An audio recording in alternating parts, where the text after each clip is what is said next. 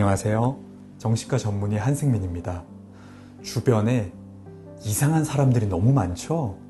저밖에 모르는 이기적인 사람, 맨날 웃으면서 친절하게 대해줬더니 사람을 만만하게 보는 사람, 나는 배려하고 호의를 베풀었는데 그게 당연한 듯이 뻔뻔하게 요구하고 고마운지도 모르는 사람들 말이에요.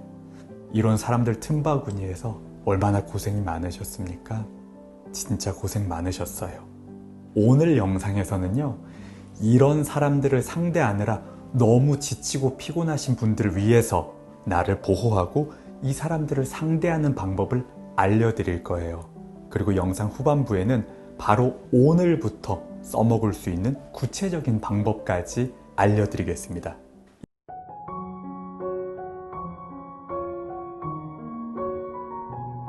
인간관계만큼 우리를 지치게 만드는 건 또 없죠.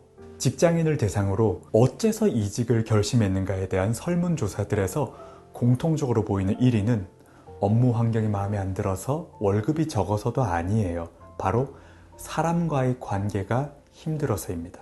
사람 때문에 너무 힘들어서 직장을 옮기겠다는 거예요. 사람이 너무 불편해서 진짜 돈만 아니면 아무도 안 보고 살고 싶다고 생각까지 들잖아요. 나는 좋은 마음에 불편한 것도 감수하고 웃으면서 좋은 게 좋은 거니까 하는 마음에 사람들을 대하는데 고마운 줄도 몰라요. 만만하게 본단 말이에요. 나를 함부로 해도 되는 사람이라고 착각해요.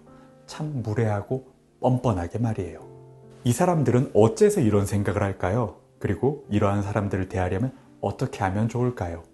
참 많은 이야기를 할 수 있겠지만 오늘은 핵심만 간추려서 알려드리도록 하겠습니다. 사람을 두 부류로 나누어 볼게요. 첫 번째 부류는 다른 사람을 존중할 줄 아는 이타적인 사람이고요. 두 번째 부류는 본인이 많이 중요한, 때로는 본인만 중요한 이기적인 사람이에요. 이렇게 딱 칼같이 잘라서 분류하기에는 물론 쉽지 않죠. 당연히 상황에 따라 섞이기도 하고요. 하지만 전반적으로 마음속에 자리 잡고 있는 마음이 이타적인 마음이 큰 사람이 있고 이기적인 것이 큰 사람이 있어요. 보통 인간관계에서 문제는 이 이타심이 적은 이기가 큰 사람과의 관계에서 생깁니다. 이 사람들은 말이에요, 내가 함부로 대해도 되는 사람과 함부로 대하면 안 되겠다는 사람을 마음속에 정해놓고 대하는 경향이 있어요. 그래서 내가 함부로 대해도 될 것 같다, 좋은 마음대로 대해도 될 것 같다 싶으면 무례하게 사람을 대하지요. 이거는 무의식에서 일어나기 때문에 본인도 인지를 못해요. 이거에 대해서 문제를 제기하면 내가 뭘 어쨌길래 그래? 왜 이렇게 예민해? 하고 적반하장의 모습을 보이는 거예요. 알고 하는 게 아니라 본인도 모르게 사람을 그렇게 대하기 때문이지요. 즉, 사람을 함부로 대하는 이 생각은 무의식에서 함부로 대해도 되는 사람이다 아니다 하는 이 낙인에서 시작되는 것입니다. 상냥하고 친절하게 대했더니 나를 만만하게 보고 함부로 대해요. 그러면 여러분의 마음속에서 이런 생각이 들지요.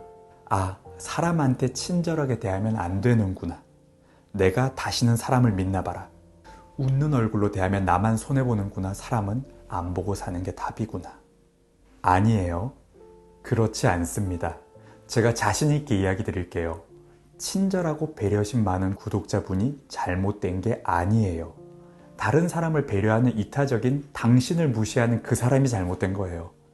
다른 사람을 배려하고 친절히 고마운 것을 아는 누군가에게는 당신의 배려심이, 웃음이, 친절함이 주변 사람들을 행복하게 만들어준다는 것을 절대 잊지 마세요.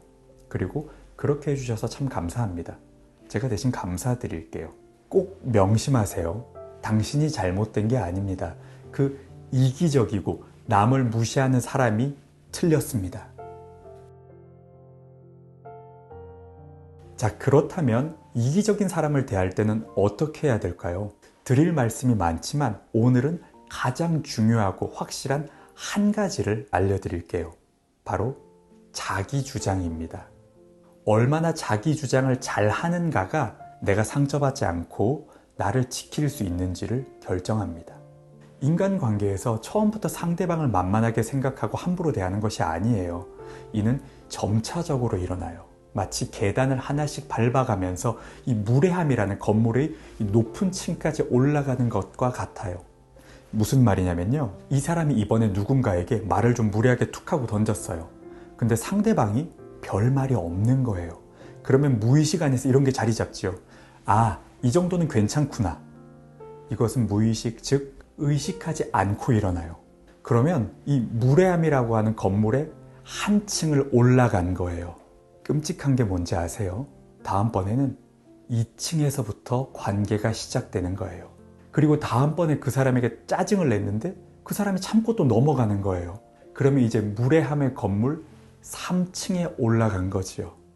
그러면 또 관계는 다시 거기에서 시작돼요. 그러면 방법은 무엇일까요? 애초에 무례함이라고 하는 건물을 하나하나 계단을 밟지 못하게 하는 거예요. 더 이상은 올라가지 말라고 제지를 하는 거지요. 누가 할까요? 맞아요. 내가 해야 돼요. 그건 나만이 할 수 있어요.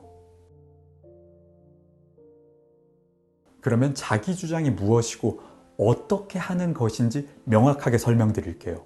자기 주장은요, 상대방의 마음을 상하게 하지 않으면서 나의 감정과 의도를 분명하게 전달하는 방법을 말합니다. 주변에 그런 사람들 있죠? 본인 할 말을 다 하는데 다른 사람과의 관계가 좋은 사람이에요. 싫은 소리 참지 않고 남들에게 다 하는 것 같은데 여전히 남들과 잘 지내는 사람 있잖아요. 이 사람들이 자기 주장을 잘 하는 사람이에요. 자기 주장을 잘하면요, 내가 하고 싶은 이야기를 하는데도 남들과의 관계가 망가지지 않아요. 그리고 사람들이 나를 무시하거나 무례하게 대하지도 않아요.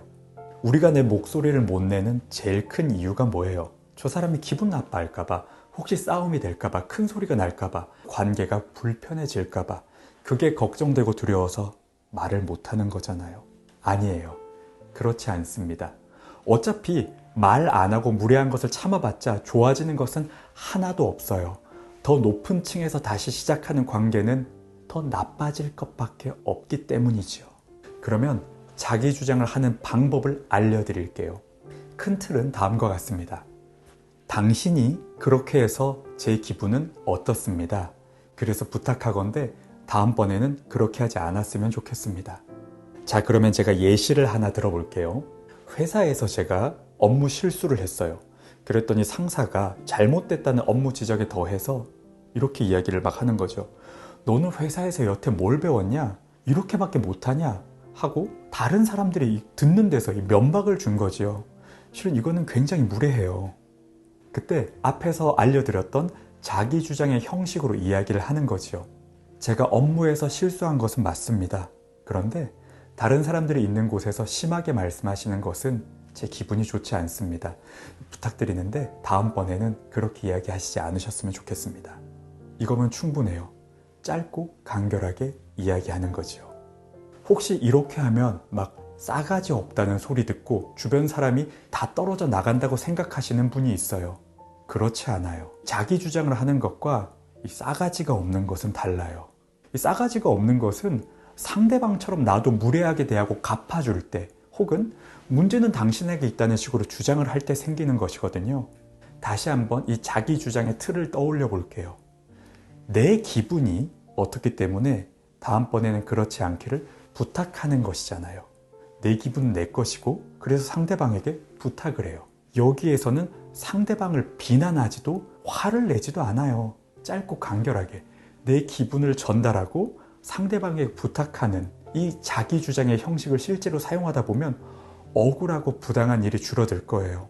그런데도 막 상대방은 뭐 대든다, 싸가지가 없다 이런 말을 하는 사람이 있다? 그 상대방은 뭘 해도 그런 사람이에요. 내가 어떻게 말하든지 상관없이요. 그거는 그 사람에게 심각한 문제가 있는 것입니다.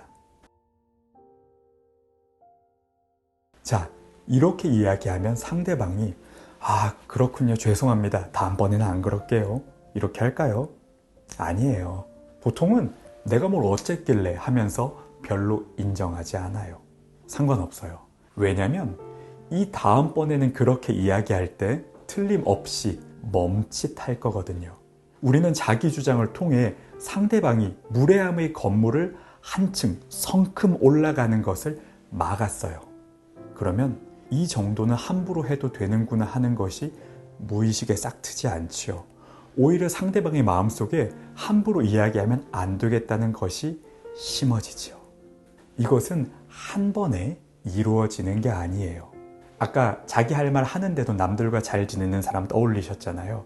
그 사람은 평소에 자기 주장을 적절히 잘 하기 때문에 남들의 무의식 속에 저 사람은 예의를 지켜서 대하는 것이 맞다는 무의식이 자리를 잡고 있기 때문에 그렇게 인간관계가 맺어지고 있어서 그런 것이에요. 오늘 한 이야기 중에서 가장 중요한 것, 다시 한번 자기 주장의 틀을 말씀드릴게요. 당신이 그렇게 해서 제 기분은 이렇습니다. 그래서 부탁하건대 다음번에는 그러지 않으셨으면 좋겠습니다. 이런 상황을 상상하고 거울을 보면서 한번 꼭 연습해 보세요. 이게 입에 익어야 상황에 맞춰서 또 쉽게 나올 수도 있습니다. 남들에게 친절하고 배려심이 많은 분들이 마음을 다치지 않았으면 좋겠다는 마음으로 영상 만들어 봤습니다. 혹시 주변에 사람 때문에 상처 받으시는 분이 있으시면 영상 보내드리고 너 잘못이 아니야 라고 꼭 이야기 전해주셨으면 좋겠습니다. 감사합니다.